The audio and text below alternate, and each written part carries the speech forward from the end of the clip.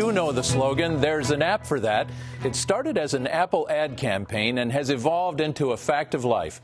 From tracking your calories to naming the song on the radio, you can use your smartphone or tablet to help with almost anything. And now, a group at the Harvard Innovation Lab has developed an app that could change how musicians practice their craft. Christina Quinn covers innovation for WGBH News. Tell us about this app and how it works. Well, the app is called Cadenza, and it was started by a local startup called Sonation, which is based out of the Harvard Innovation Lab. And so this is how it works. So first, you launch the app, and you select which instrument you're going to play.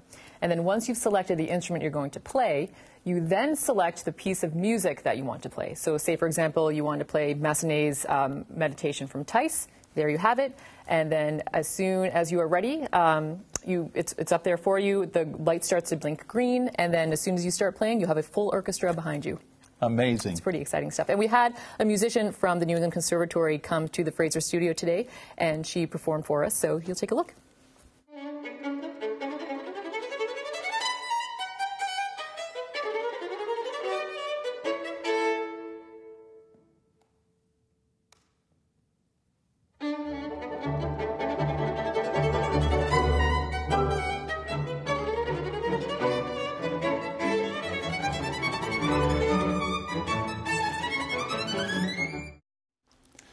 So as you can see, all of a sudden she's playing by herself, and then she hits a button and she has a full orchestra behind her. And it's really cool because the great thing about it too is that if you slow down the tempo, it slows down with you. The full orchestra slows down with you. So it's as if the orchestra is with you in your room. Magnificent. Thanks, Christina. My next guest co-founded Cadenza. Ann Chow is CEO of the startup Sonation and plays the piano and the flute, more importantly. Welcome to Greater Boston. Where did the idea for this app come from, Ann? Thanks so much. At Sonation, we are a team of musicians. So it came from our hearts in that we all felt this problem in our lives where we felt there wasn't really a technology that could help solve this problem that we have, where we really want to be able to play with freedom and to play with a large orchestra, a full and a real orchestra, backing us up wherever we go.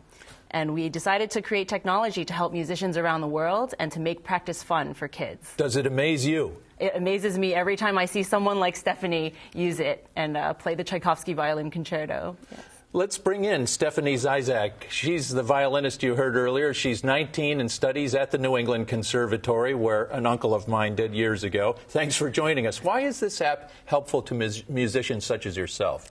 You know what? I think it's a great way to practice and to get to know not only your own part, but the other orchestra part as well. Because without the app, I'm basically looking at a score, an orchestral score, and trying to figure out everything without me being able to play it. But with the app now, I can figure out different ways that the orchestra is playing the melody or I'm playing the melody, and it's just a great way to practice. You play beautifully with or without it. Let's look at how the app allows musicians to change the tempo.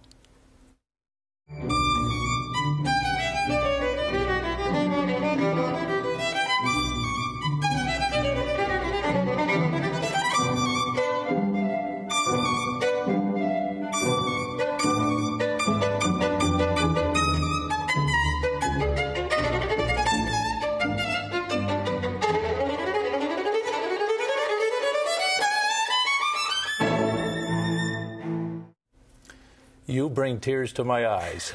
That was beautiful. Thank you. Magnificent. Why is it helpful to change the tempo or to be able to change the tempo with this app?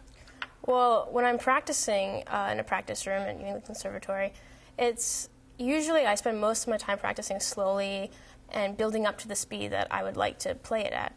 And if I play with the recording on YouTube or other devices, it doesn't really work that way. I can't match my playing to what's already recorded. So it's a great resource, and I'm very grateful that it's available now. And what other instruments can you use it with, if there are other instruments available, and what other types of music might you be able to play along with? Sure. Right now, Cadenza is available for download on the Mac App Store for MacBook users, and we have 9 instruments. There's 3 strings, 4 woodwinds, and 2 brass. In the future, we're developing a voice version, and for other instruments. We really want to be able to serve musicians of all kinds who play different genres of music.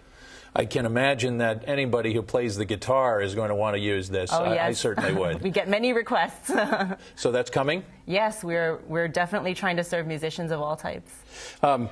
Who is the target audience? Is it only for classical musicians then, or do you want to have a vast market for this application? Our goal is definitely a vast market. What we're starting off with is classical music, but we are growing, and currently we're on Kickstarter to raise funds so that we can grow faster and get this app to users on the iPhone and iPad, and to add more music to our library beyond just classical. Stephanie, I'd be curious to know if you think it's also necessary to practice by yourself for purposes of rhythm and other dynamics. I mean, of course, it's very useful to practice by myself, but with an orchestra behind me, I think is also a necessary part in learning not only my part but the whole piece as a whole. So I think it's great. It's a great way to learn a new piece. And is this only for music that is in the public domain and not copyrighted material? Are there some copyright issues associated with the app? Right now we have all public domain music, as most classical music is, but in the future we definitely want to expand to different types of music, including, things that just came out yesterday, and stay relevant and stay where people are making music. We're running a little short on time, but Stephanie, I'm curious to know, what does it feel like to play with an orchestra when the orchestra really isn't there? Well, if I close my eyes, I can imagine, a whole orchestra backing me, and it's just an amazing feeling. Ann Chow, Stephanie Zizak, thanks for joining us. It is amazing.